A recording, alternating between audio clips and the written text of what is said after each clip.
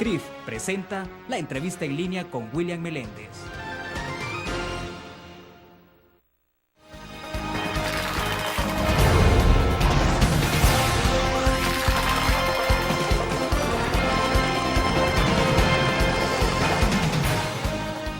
Viernes 14 de octubre de 2011, bienvenidos a la entrevista en línea que transmitimos en tiempo real desde la sala de redacción de la Prensa Gráfica. Gracias por acompañarnos a través de la prensagráfica.com y también a quienes nos ven un saludo en Canal 25 a las 9 de la noche. Recientemente se ha presentado en nuestro país el cuarto informe de Estado de la región que coloca en perspectiva la condición de los países del área en materia económica, social y política, algo así como el termómetro del estado de salud de los pacientes, en este caso para los países centroamericanos. Queremos conocer cómo está nuestro país respecto del resto de la región. En estudio está con nosotros Alberto Mora, él es el coordinador del informe Estado de la región. Alberto, bienvenido. Un gusto. Encantado. Mucho gusto y gracias por la invitación. Bueno, gracias Alberto. Antes de comenzar, hemos cursado, Alberto, una encuesta en Facebook, precisamente con quienes están con nosotros a través de Facebook, y la pregunta que hicimos, se la vamos a mostrar en este momento, es ¿qué se debe hacer para que los jóvenes de Centroamérica accedan a un empleo y superen las barreras del ingreso? Dejamos tres opciones que ustedes las ven en pantalla: mejorar la coordinación entre gobierno y sector privado, aumentar la inversión, ofrecer más educación de calidad y tecnificada. Son las preguntas planteadas. Al cierre de la entrevista vamos a dar a conocer el resultado. Bueno, para comenzar, Alberto, hay un tema que nos interesa que coloquemos en perspectiva porque ustedes han analizado en ese informe de Estado de la región el cambio climático que magnifica las amenazas que ya golpean a Centroamérica. Y a propósito de esto, pues usted está en nuestro país en un momento de una situación bastante particular que tiene que ver con las lluvias, y en un momento en que Ahuachapán, La Paz y Usulután, por ejemplo, son tres departamentos en los que se ha declarado calamidad por parte de la Asamblea Legislativa, y las lluvias continúan para este fin de semana y es probable que se extiendan incluso para lo que continúa de la próxima semana. Creo que es importante entonces que hablemos un poco sobre el apartado fundamental que tiene que ver con cambio climático. ¿Cómo está la región, Alberto? Mire, el informe del Estado de la región brinda a los países un instrumento para conocer su realidad desde una perspectiva distinta, y es la perspectiva de las oportunidades y los desafíos compartidos por los países, esos desafíos que trascienden las fronteras políticas. Y casualmente el tema de la gestión ambiental, la gestión de las áreas protegidas y por supuesto el tema de vulnerabilidad y riesgo es ciertamente uno de esos temas trazadores que no respetan las fronteras entre los países. Claro. Y bueno, hay que mencionar que si bien durante los últimos años se han exacerbado los episodios de amenaza, una parte de esa amenaza tiene que ver con la ubicación geográfica de la región. Históricamente Centroamérica ha sido impactada por fenómenos hidrometeorológicos extremos. El informe presenta un mapa con la trayectoria de los ciclones tropicales durante los últimos 150 años y eso permite ver con bastante claridad que Centroamérica ha lidiado, ha convivido con el peligro, con la amenaza históricamente. Claro. Pero además de eso, hemos construido socialmente mayores niveles de riesgo y vulnerabilidad por el tipo de apropiación del territorio y el tipo de uso que damos a los recursos naturales. Hoy por hoy, más del 60% de la población en la mayor parte de nuestros países vive en zonas urbanas. Este crecimiento ha sido del orden del 30% durante los últimos 40 años. Y esto ha generado una fuerte presión sobre los territorios urbanos, tanto en materia de vivienda como de servicios públicos, de agua, de transporte, claro, de salud, etcétera.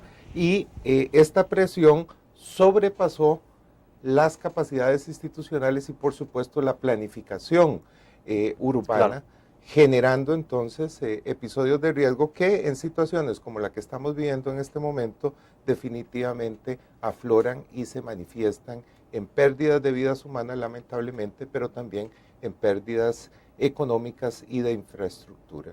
Ahora, cuando usted me decía que hay un mapa que muestra de cómo la región centroamericana ha sido impactada constantemente por huracanes, ciclones y ese tipo de cosas, significa que todo el tiempo hemos estado expuestos a esto. Ahora, ¿es más evidente ahora?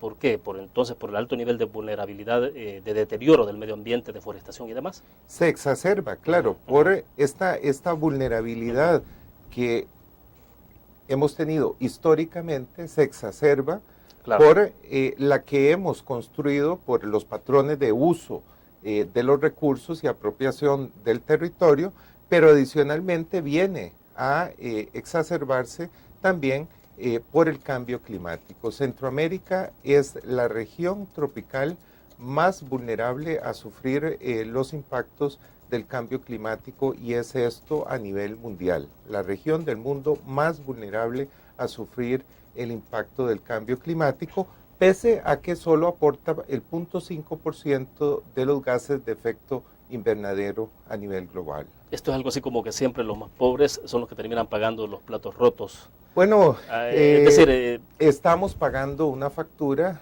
de una fiesta que alguien más disfrutó, por decirlo de alguna manera.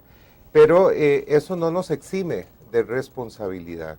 ¿Por qué? Porque durante los últimos años nuestros países han tenido un uso intensivo y un tanto depredador de los recursos, un uso que va mucho más allá de la capacidad de la naturaleza, de los ecosistemas, para reponerse, para poder reponer la disponibilidad de esos recursos. Es lo que llamamos la huella ecológica. Estamos dejando una huella ecológica y hoy por hoy necesitaríamos un 10% más de territorio para poder satisfacer los niveles de consumo que estamos teniendo de los recursos naturales. Vamos a hacer nuestra primera pausa. Cuando regresemos me interesa que nos ponga en perspectiva un poco si es posible, a partir de este informe, ubicar cómo se encuentra, por ejemplo, El Salvador es uno de los países que más enfrenta el problema de la deforestación. Entonces, ¿cómo estamos en términos comparativos? Y si es posible ver a El Salvador en perspectiva del resto de países. Vamos a una pausa y volvemos.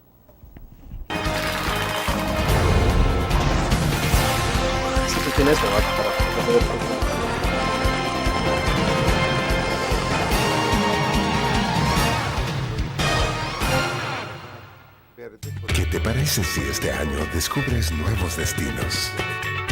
Alcanzas tus metas. Manejas nuevos triunfos sin más preocupaciones. Cuenta con nosotros para lograr todas tus aspiraciones. Los créditos de la Agrícola te acompañan para que puedas crecer hasta donde te lo has propuesto. Solicítalos al 2210-9800 en bancoagrícola.com o en agencias. Banco Agrícola. Tu periódico es dinero, porque ahora puedes pagar con la prensa gráfica. Busca y recorta en tu periódico El Dinero, que podrás canjear en los establecimientos de nuestros aliados. Encontrarás uno cada día. Compra con la prensa gráfica y encuentra una buena noticia para tu bolsillo. Con la prensa gráfica lo compras. Con la prensa gráfica lo pagas. La prensa gráfica. Noticias de verdad.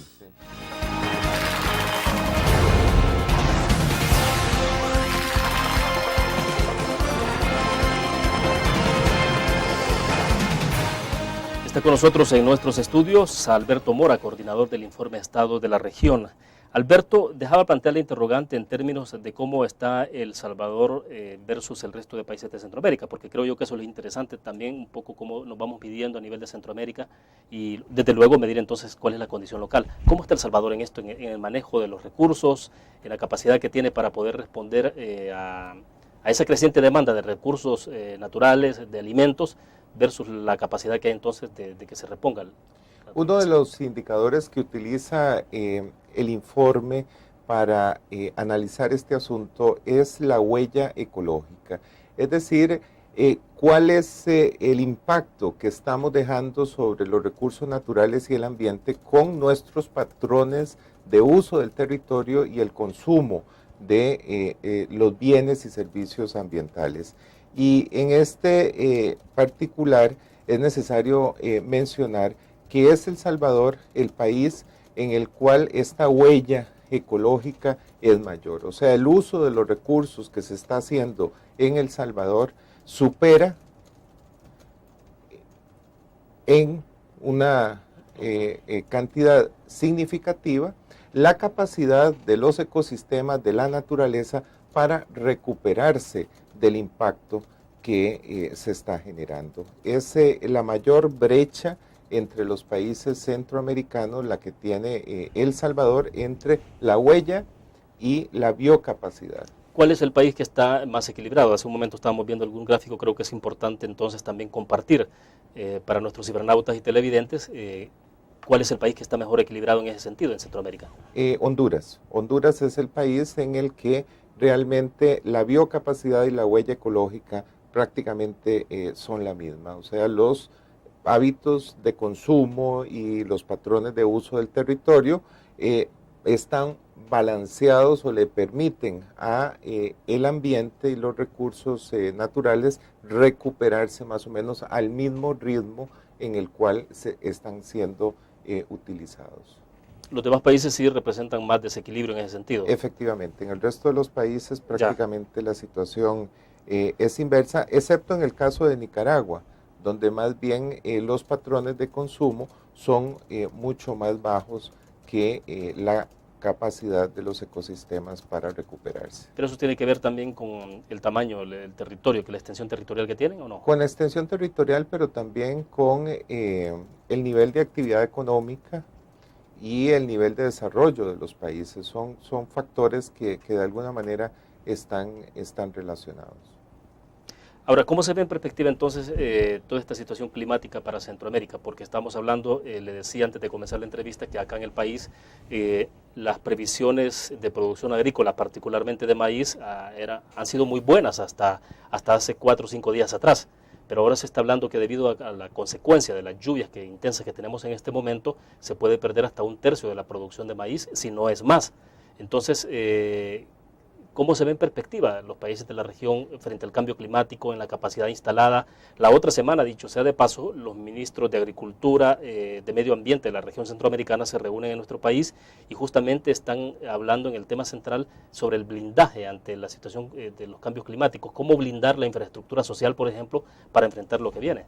Mire, necesariamente se requiere más inversión. Esa es la forma también fundamental de nuestros países para poder enfrentar de mejor manera no solo la vulnerabilidad ambiental, sino también la vulnerabilidad social que lamentablemente en episodios como el que estamos viviendo en este momento en la región se exacerban y se manifiestan en pérdidas de vidas humanas y también económicas.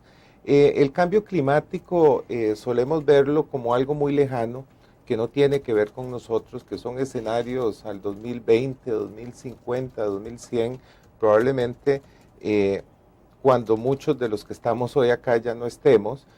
Sin embargo, estas manifestaciones que estamos viviendo hoy en materia de cambios en los patrones de precipitación y de temperaturas están asociados al cambio climático. Independientemente de cuál sea el escenario, si es un escenario de proyecciones optimistas o un escenario de proyecciones pesimistas, la mayor parte de nuestros territorios van a ser seriamente impactados por el cambio climático. Y el sector agricultura, por ejemplo, es un sector altamente vulnerable. Claro. En Centroamérica tenemos cerca de 2 millones de pequeños productores, la mayor parte de ellos ocupados en actividades altamente sensibles a variaciones en las lluvias y en las temperaturas. Entonces acá, aparte de un serio riesgo en materia productiva, tenemos asociado también la situación social que estos sectores, estas familias, podrían enfrentar en condiciones de variabilidad del clima como las que estamos viendo. ¿Es posible hacer algo como región? Vamos a ir a una pausa. Cuando regresemos quiero escuchar un poco su opinión sobre el tema para pasar a otras áreas que también está abordando el informe. Volvemos.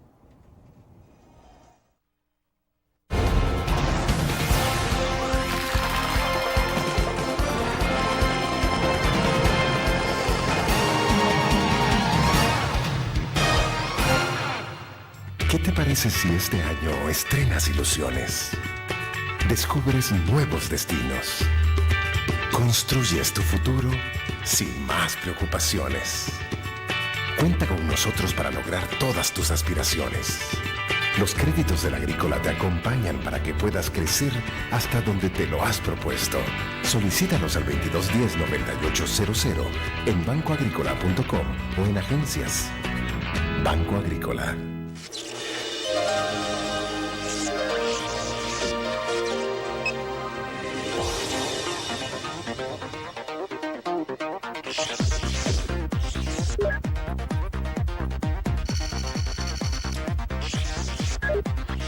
Estimulamos tus sentidos para que leas, veas, escuches e interactúes con la verdad. LPG Multimedia.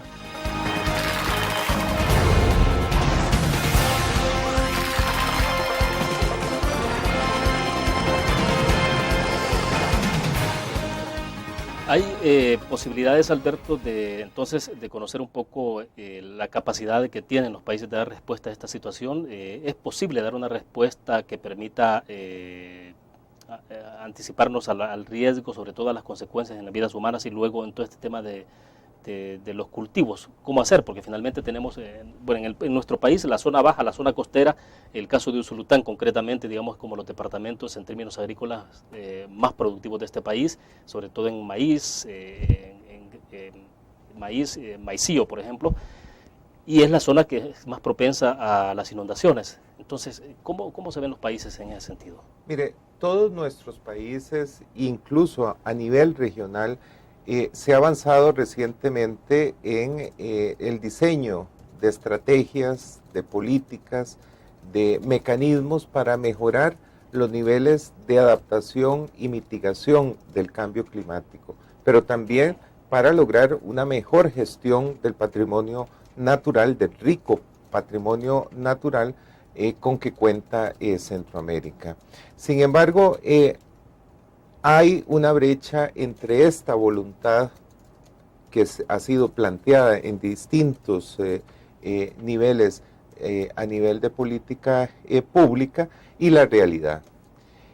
Lamentablemente esta voluntad no se ha traducido en la asignación de recursos financieros y de fortalecimiento de las capacidades institucionales para poder convertir en acciones estas estrategias y estas políticas. Acá todavía hay una brecha importante que es necesario pues también priorizar en la agenda de opinión pública y la agenda de discusión a nivel institucional, porque ciertamente para países pequeños, vulnerables y pobres como los nuestros, el someter a los riesgos que estamos sometiendo las vidas humanas, pero también la infraestructura productiva y la infraestructura pública que tanto trabajo nos cuesta construir, pues definitivamente es un costo demasiado alto, es un lujo que no podemos darnos. Pero bueno, los países tendrán que adaptarse a eso. Difícil, pero tendrán que hacerlo y hay que invertir cada vez más recursos. Porque, por ejemplo, el diseño de la infraestructura, un puente, por ejemplo, cómo se diseña un puente en función de proyecciones de lo que va a ocurrir más adelante, del tipo de cantidad de lluvia que tendremos más adelante y ese tipo de cosas, para no tener que hacer ese puente 2 o 3 veces en menos de 5 años. Esto nos pone sobre el tapete el tema de la planificación y el ordenamiento territorial. Lo que estamos viendo en muchos de nuestros territorios en Centroamérica es el resultado de un mal manejo de los recursos, pero también de una apropiación del territorio que es inadecuada de acuerdo con la vocación de ese territorio. Claro, tenemos por ejemplo, colonias en lugares donde son terrenos de vocación agrícola o al contrario, ¿no? Estamos impermeabilizando, por ejemplo, las zonas de recarga de acuíferos.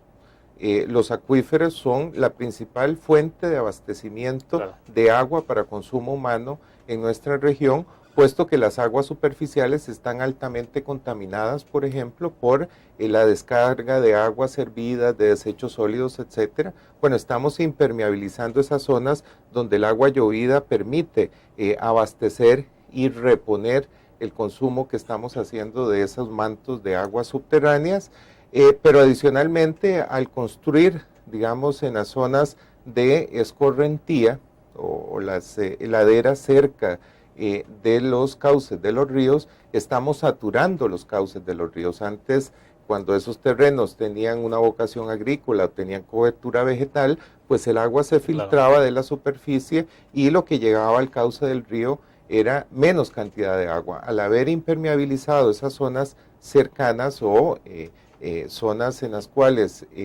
hemos hecho desarrollos de otro tipo, también comercial o de infraestructura sin una adecuada planificación, saturamos un cauce de los ríos que no estaban preparados para absorber esa cantidad de agua, y en las zonas con pendiente no hay mayores problemas, eventualmente algunos deslizamientos, pero aguas abajo en las cuencas de los ríos se generan episodios graves de inundación precisamente porque los cauces ya no logran absorber esos flujos crecientes de agua, y lo que supone el cambio climático es una intensificación de las lluvias, o sea, llueve más en menos tiempo. Y bueno, de hecho, déjeme darle un dato, hemos tenido, por ejemplo, en 3 días de lluvia esta semana, han caído más de 400 milímetros de agua, en 3 días, lo que tendría que llover prácticamente en un mes. Bueno, esta es una manifestación clara del cambio climático, una intensificación de las lluvias, pero también una variabilidad en las temperaturas. Perfecto, solo compártanos el mapa.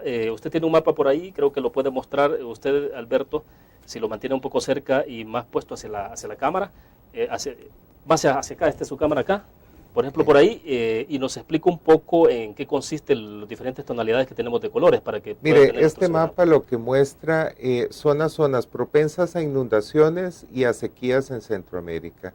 Las zonas amarillas, que son sobre todo el litoral pacífico de nuestra región, es la zona más propensa a sequía. Es en esta zona donde vive cerca del 80% de la población. Y justo lo que estamos experimentando en el país en este momento. Esto nos plantea un reto. Bueno, perfecto. Vamos a la pausa. Al regreso hablamos de otros temas que también se abordan en el informe de estado de la región. Volvemos.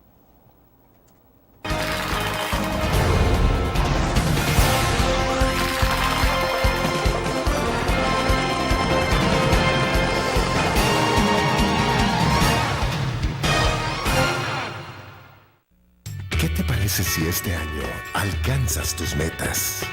Construyes tu futuro. Enfrentas nuevos retos sin más preocupaciones. Cuenta con nosotros para lograr todas tus aspiraciones. Los créditos de la Agrícola te acompañan para que puedas crecer hasta donde te lo has propuesto. Solicítalos al 2210-9800 en bancoagricola.com o en agencias. Banco Agrícola.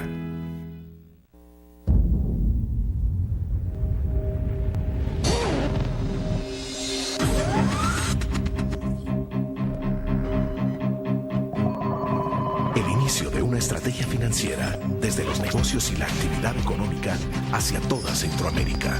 El Economista Regional, una revista especializada donde encuentras el panorama empresarial y los principales movimientos financieros. El Economista, el modelo regional de información económica.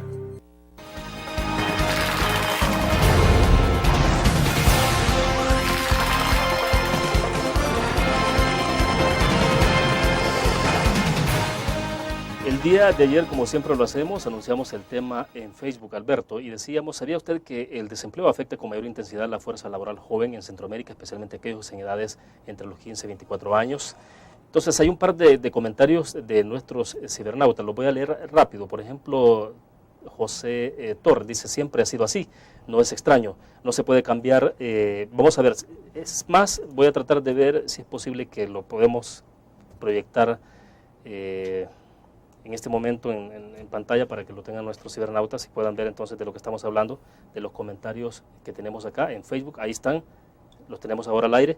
Voy a la lectura. Entonces dice Torres, siempre ha sido así, no es extraño, no se puede cambiar porque no hay para todos. Lo que sí vendría bien es que para los pocos trabajos que hay debería existir un mecanismo para que lo desempeñen los jóvenes mejor capacitados y no solo recomendados, ya que esa práctica sí es desmotivadora para los jóvenes que le ponen ganas y esfuerzo a sus estudios.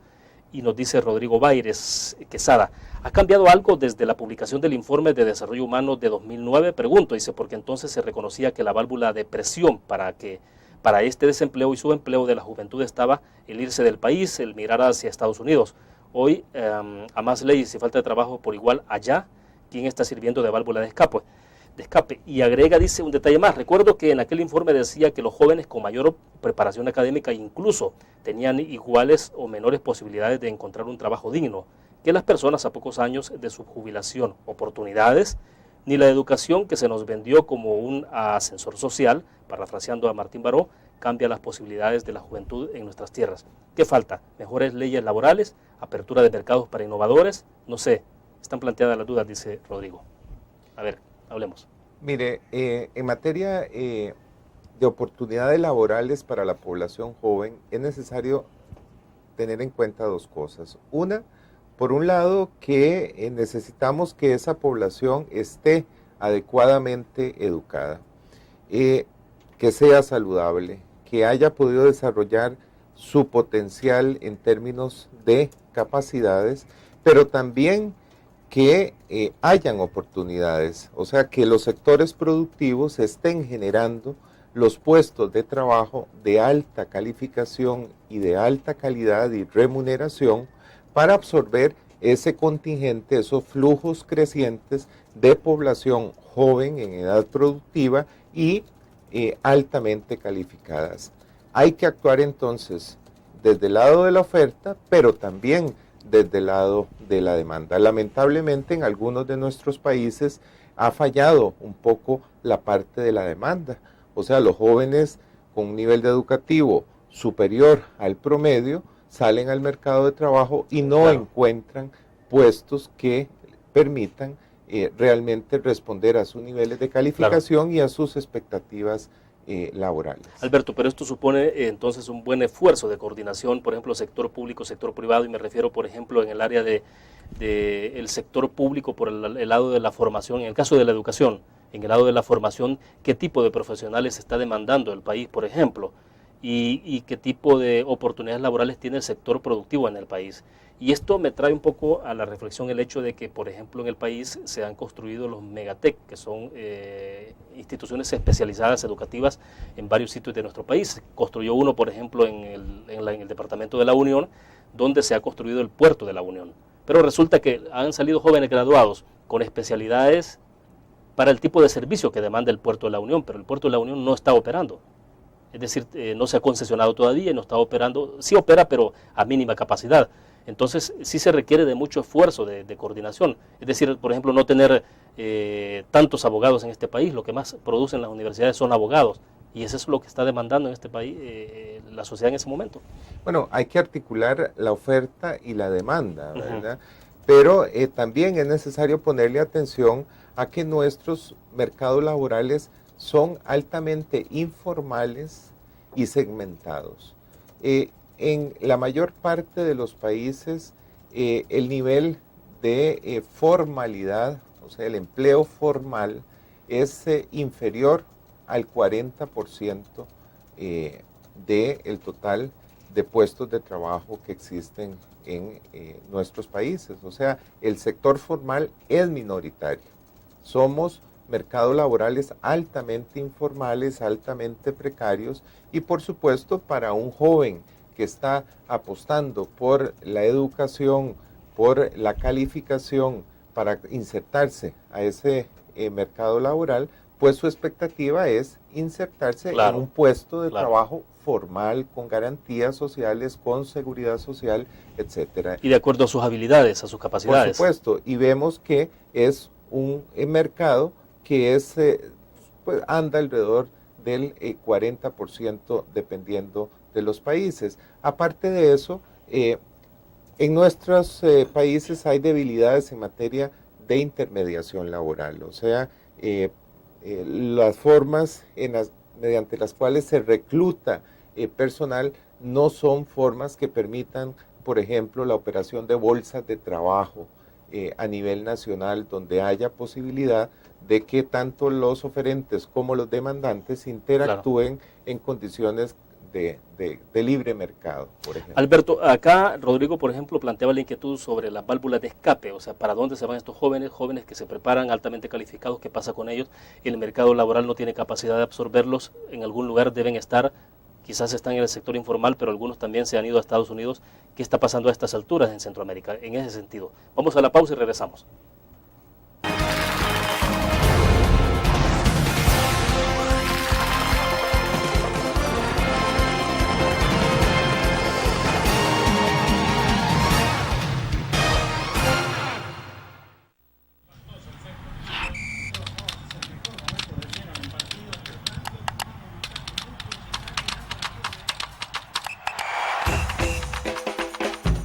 La emoción del deporte está en www.elgráfico.com.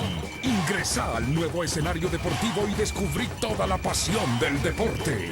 Fotos, videos, fichas y resultados de las mejores ligas del mundo. Elgráfico.com. Conectados por deporte. Blur. La revista más innovadora y moderna de todos los tiempos. Única en su estilo, creativa. Un espacio exclusivo y reservado de entretenimiento y diversión, llevada al máximo. Blur. Time Out, Movie, lo mejor de la cartelera. Art. Shopping, la guía de la moda. Go, viajes cortos fuera de la ciudad. Blur.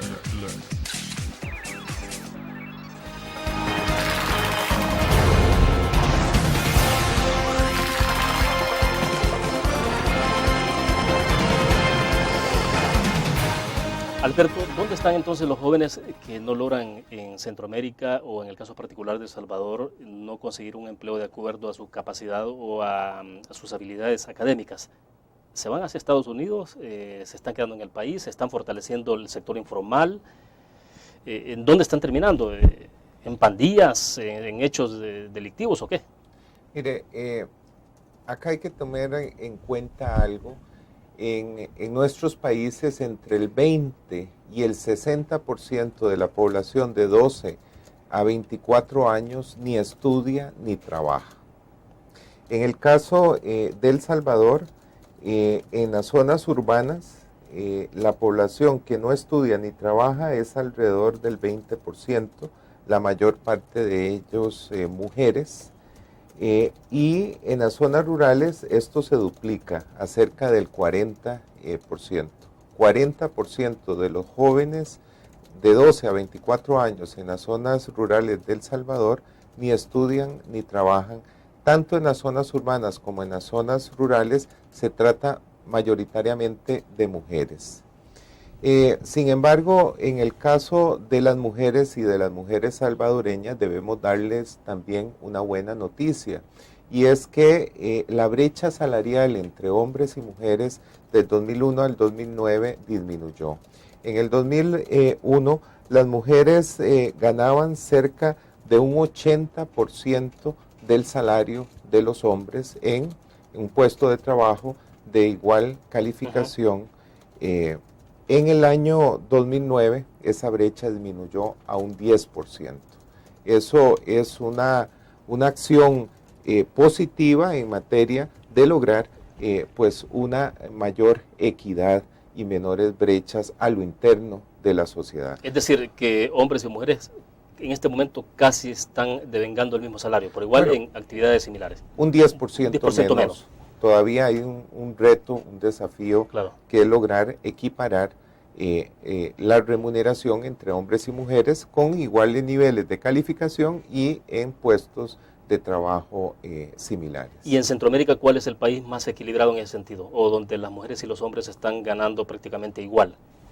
Honduras. Honduras es el país en el cual esta brecha entre hombres y mujeres es menor. Ahora, usted planteaba otra pregunta. ¿Qué hacen los jóvenes que no están en el mercado laboral?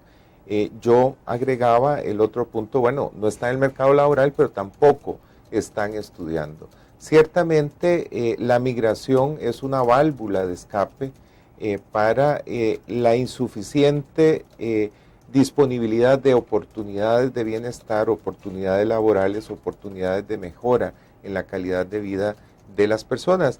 Y es que hoy por hoy en Centroamérica cerca de un 10% de la población vive fuera de los países de origen. Por supuesto, en el caso de El Salvador, pues es un porcentaje muy importante, y esto es una trampa. ¿Por qué?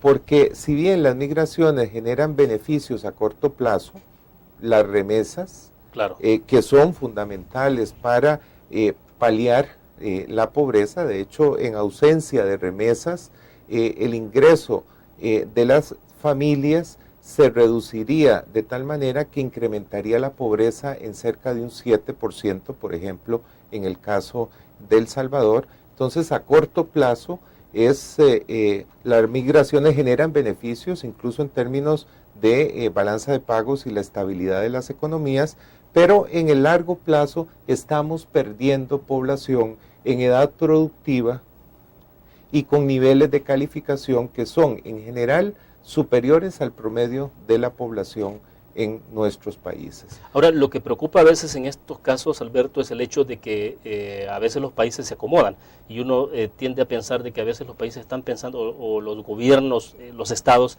a pensar más en que estos flujos migratorios van a continuar de por vida y que esa cantidad de remesas seguirá llegando, pero siempre hay estudios que indican que eso tendrá su tope, y no solo su tope, sino que en un momento determinado las remesas pueden comenzar a declinar, pero los países no están preparando condiciones para enfrentar ese tipo de fenómeno. Efectivamente, esto está relacionado con algo que se conoce como la enfermedad holandesa, y ciertamente no podemos apostar a que el estilo de desarrollo de nuestros países se base en la exportación de gente, en la exportación de personas, y la recepción de remesas. Definitivamente hay que señalar de que en la mayor parte de nuestros países los niveles de migración durante las últimas 2 décadas se han mantenido en niveles similares o incluso superiores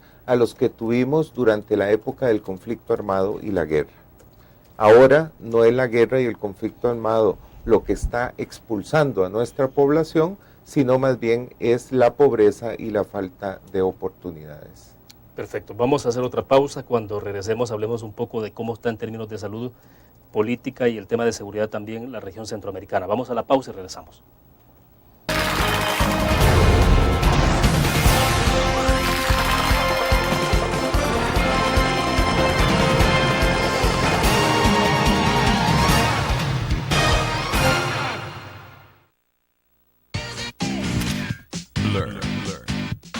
La revista más innovadora y moderna de todos los tiempos. Única en su estilo, creativa. Un espacio exclusivo y reservado de entretenimiento y diversión, llevada al máximo. Blur. Time Out, Movie, lo mejor de la cartelera. Art. Shopping, la guía de la moda. Go, viajes cortos fuera de la ciudad. Blur. Tu periódico es dinero, porque ahora puedes pagar con la prensa gráfica. Busca y recorta en tu periódico El Dinero, que podrás canjear en los establecimientos de nuestros aliados. Encontrarás uno cada día. Compra con la prensa gráfica y encuentra una buena noticia para tu bolsillo. Con la prensa gráfica lo compras. Con la prensa gráfica lo pagas. La prensa gráfica. Noticias de verdad.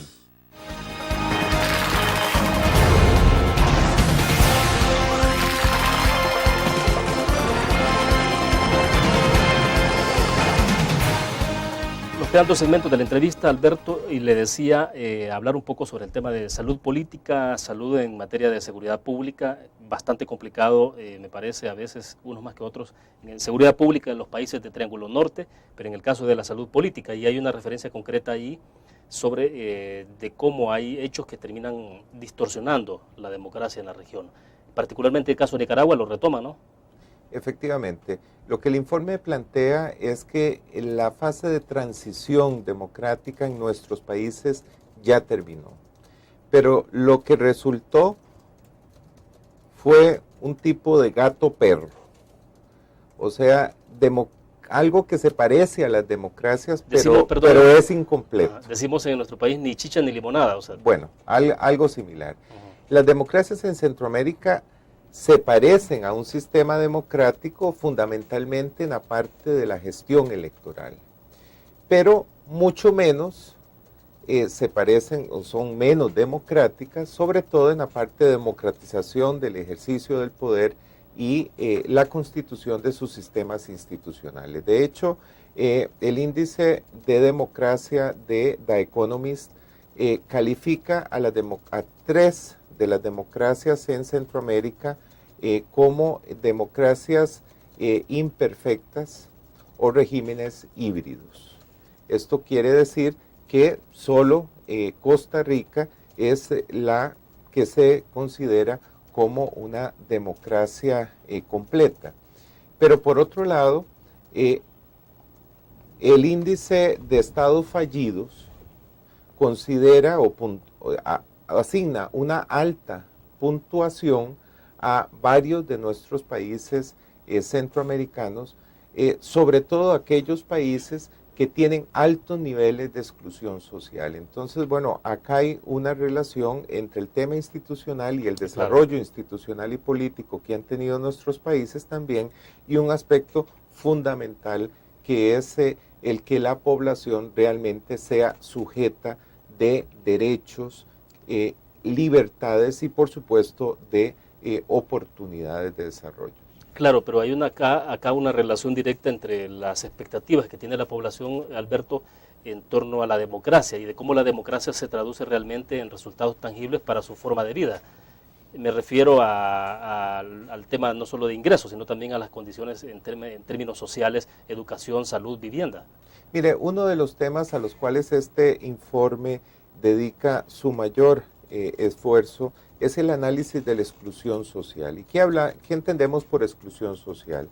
Lo que estamos hablando es que es población que tiene una inserción laboral precaria y de baja calidad o está del todo desempleada, y simultáneamente es población a la cual no le está llegando el Estado, no le están llegando los servicios de salud, no le está llegando la seguridad social y fue expulsada del sistema educativo en edades muy tempranas.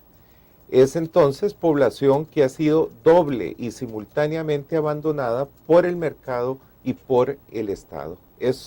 Esto representa en Centroamérica cerca de 17 millones y medio de personas, 3.3 millones de hogares que representan a nivel regional cerca del 41% de los hogares centroamericanos.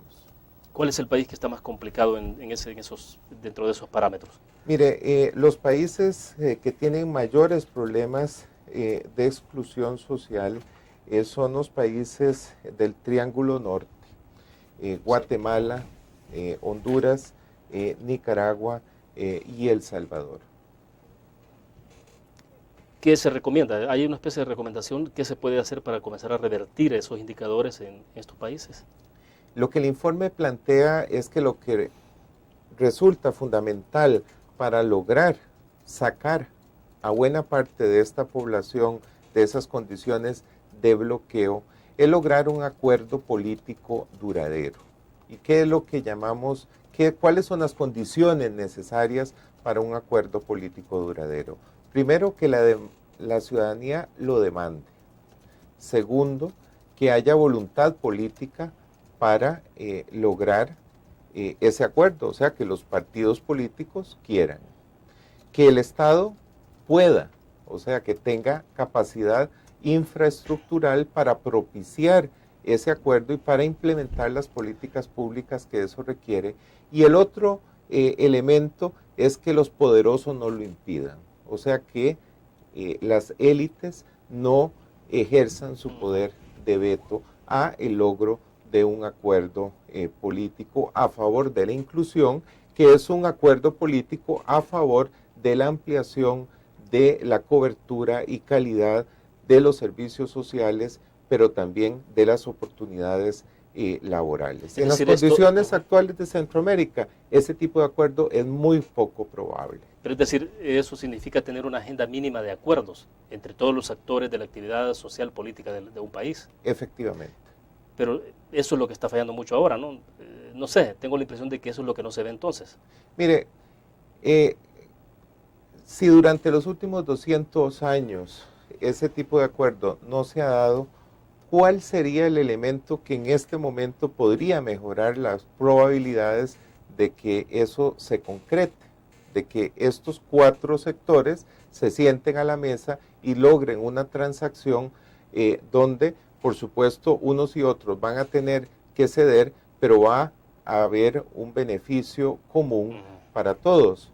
Pues el informe lo que plantea es que es necesario para propiciar este acuerdo que los sectores sean conscientes de que hay una amenaza letal que trasciende las posibilidades o los márgenes de maniobra de los actores para poder enfrentarla de manera separada, sin actuar conjuntamente. Y una de esas amenazas podría ser los niveles de inseguridad ciudadana que estamos teniendo en nuestros países. Yo le diría a usted, mire, ¿cuántos guardaespaldas puede tener una persona poderosa en nuestros países? ¿Hasta qué punto, digamos, los niveles de inseguridad, o más bien el actuar de manera individual para proveerse servicios de seguridad, me protege a mí y a mis actividades productivas y me permite que esas actividades sean viables? Bueno, eso tiene un límite. Vamos a hablar en el último segmento justamente de esa parte, por los costos que está teniendo para la actividad económica de estos países. El Salvador tiene, ¿cuánto? 12% del Producto Interno Bruto destinado prácticamente al tema de seguridad en términos generales. Es un dato bastante exagerado, pero real. Vamos a la pausa, regresamos.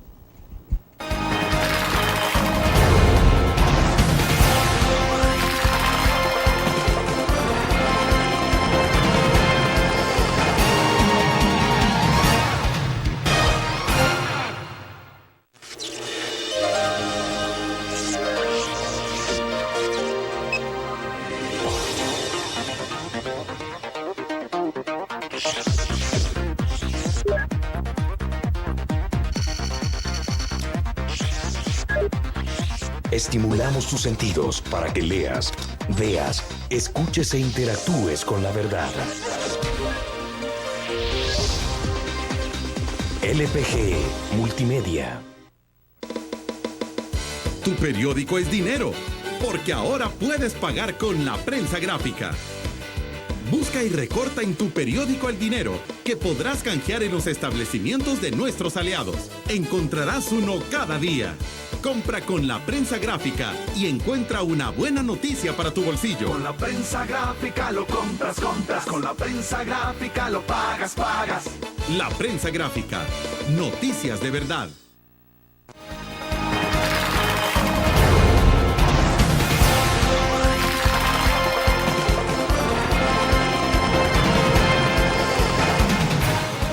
Vamos a mostrarles a ustedes el resultado de la encuesta que cursamos en Facebook. Preguntamos qué se debe hacer para que los jóvenes de Centroamérica accedan a un empleo y superen las barreras del ingreso. Dejamos 3 opciones, veremos si las podemos ubicar en este momento, están ahí en pantalla.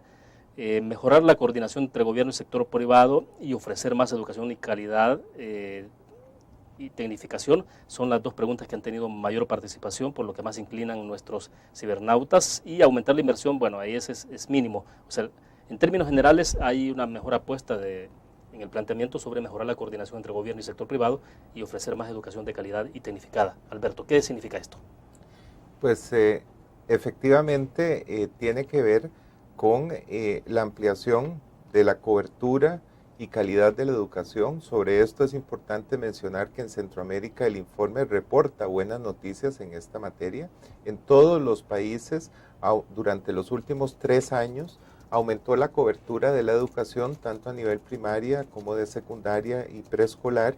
Adicionalmente, aumentó la esperanza de vida al nacer en todos los países a más de 70 años, disminuyó la mortalidad infantil.